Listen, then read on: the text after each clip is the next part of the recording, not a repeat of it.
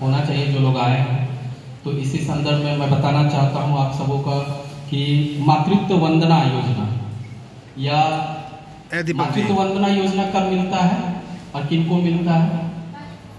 जब माँ गर्भवती होती हैं तब उसके बाद मिलता है। तो मैम बच्चे के जन्म से लेके और बड़ा होने तक, खासकर जो हमारी जो बेटी जन्म लेती हैं उनके लिए बहुत सारी योजनाएं हैं। उसमें से पहला मातृत्व वंदना योजना से शुरू होके और हमारा किशोरी जब होती हैं उसके लिए भी हम लोग दे रहे हैं योजना। उसके अलावा जो हम आवास दे रहे हैं वो भी महिला ओरिएंटेड ही है। अब वो आवास हो, प्रधानमंत्री आवास हो। अभी पेंशन के लिए भी मैम 50 वर्ष से कम के लोगों के लिए भी अभी राज्य सरकार की ओर से योजना अभी लागू कर दी गई है। तो वो भी 21 वर्ष से लेकर 49 वर्ष का एक स्लॉट बना है जिसको 1000 रुपया देना है। और ST/SC पुरुष भी अगर कोई है और जो 50 वर्ष का है, 50 से 60 के बीच का भी गैप को पेंशन से आच्छादित किया गया है। अभी मैम हमारा अगर पूरे जिले में मैम ये बताने में खुशी हो रहा है कि जो पूरा जिला में सबसे हाईएस्ट जो पेंशन स्वीकृति है मैम वो हमारा इसी का है मैम, सरिया का। जो अगर देखेंगे मैम कि हम अगर डाटा बता पाए कि सरिया मैम 918 जो सबसे हाईएस्ट है मैम पूरा का पूरा जिला में। तो 918 लोगों को अभी तक हमने आच्छादित किया है। और जैसे ही मैम अभी फिर से जो 21 से 50 के बीच के 49 के बीच की जो महिलाएं हैं उनका भी आ जाएगा तो फिर हम उतना ही स्पीड में हम लोग उनको भी आच्छादित करेंगे। उसके अलावा मनरेगा में मेट के लिए मैम हमारा है कि महिला को ही उसमें नेसेसरी है कि अगर महिला है इंटरेस्टेड तो मेट के रूप में वही योजनाओं को देखेंगे। उसके साथ साथ जो राज्य सरकार या केंद्र सरकार की जो भी योजनाएं हैं और जो हम लोग पंचायत स्तर से लागू कर रहे हैं, साथ ही साथ जिला स्तर से भी हम लोग बच्चों को साइकिल भी देते हैं मैम, जो स्कूल गोइंग चिल्ड्रेन हैं उनके लिए।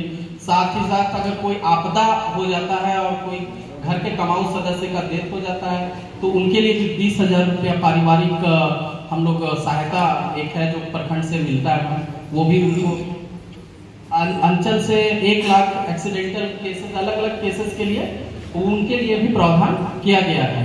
तो इस प्रकार से बहुत सारी योजनाएं जो जन कल्याणकारी योजनाएं हैं वो प्रखंड, अंचल और जिला के विभिन्न विभागों के द्वारा, वो चाहे अभी एक रोजगार सृजन के लिए भी बहुत अच्छा योजना में चल रहा है जिसमें हम लोग मुख्यमंत्री ग्राम गाड़ी योजना के नाम पे कि सिर्फ अप्लीकेंट अप्लाई करे उनको सब्सिडी पे उनके पसंद का गाड़ी मिल जाएगा। अगर कोई बोलेरो चलवाना चाहते हैं, कोई स्कॉर्पियो ले रहे हैं तो अभी हम लोग लगभग 20 लोगों का यहाँ से आवेदन हम लोग भेजे हैं, संभवतः उनको भी वो सब्सिडी वाला गाड़ी मिल जाएगा। तो बहुत सारी योजनाएं हैं जो जिला स्तर से भी संचालित हैं, उनका भी हम लोग यहाँ से निरीक्षण करते हैं।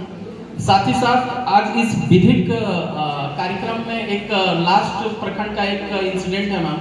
बहुत लोग बोलते थे कि एक हमारे वहाँ पे नेताजी हैं वो बोलते एक डायलॉग बोला करते थे खासकर कानून के लिए कि सर किसको मिलता है न्याय, कैसे मिलेगा न्याय। कि एक डायलॉग बोला करते थे दोपहर तक बिक गए एक झूठ और शाम तक बैठा रहा मैं अपनी सच्चाई के लिए। तो इसको जब अभी लास्ट जब मरकच्चों में एक छोटा सा इंसिडेंट लोगों को लग रहा था कि बाल विवाह हो रहा है, जब पता चला जामू पंचायत का ये केस हमें बहुत दूर नहीं, यहाँ से 20-30 किलोमीटर का दूरी है। जो बच्ची थी वो स्कूल से ड्रॉप आउट थी, उनको शादी करने के लिए माता पिता की ओर से भी सहमति था कि आप कर लीजिए या जबरदस्ती करा रहे हैं ये तो पता नहीं था। जब हम लोग के संज्ञान में आया तो थाना प्रभारी भी आज के थाना प्रभारी की तरह ही डायनेमिक थे, बोले बड़ा बाबू ऐसा ऐसा बात है, तो बोले सर करना क्या है सो बताइए। तो चाइल्ड लाइन हेल्प से जो हम लोगों को जानकारी मिला था तो उससे पहले हम लोग जानकारी ये लिए कि भाई ये बाल विवाह है या कुछ और भी है, तो पता चला कि नहीं ये तो ह्यूमन ट्रैफिकिंग का केस दिख रहा है।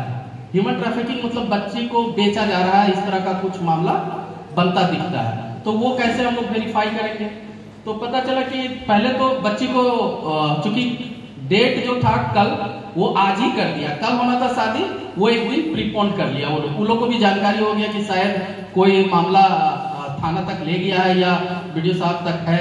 क्योंकि हम लोग के पास जब आया तो हम लोग थोड़ा अपने स्तर पे भी जांच करने लगे। और सामाजिक स्तर पे क्या हो जाता है कि कोई भी बच्ची का शादी जब हम रुकवाने जाते हैं बाल विवाह के नाम पे, तो वो बच्ची या उस घर के लिए सबसे बड़े विलेन जो होते हैं वो बीडीओ और थाना प्रभारी होते हैं।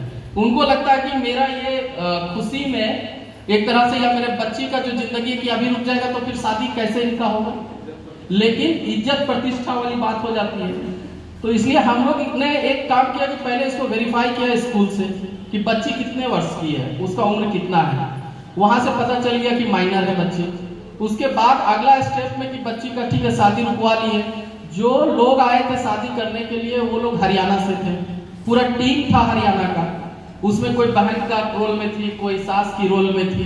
रोल इसलिए बोल रहे हैं कि अभी हम लोग कोर्ट पहुंचेंगे उसको लेके। केस तो हो गया। अब जब अभी 5 जून पिछले साल 5 जून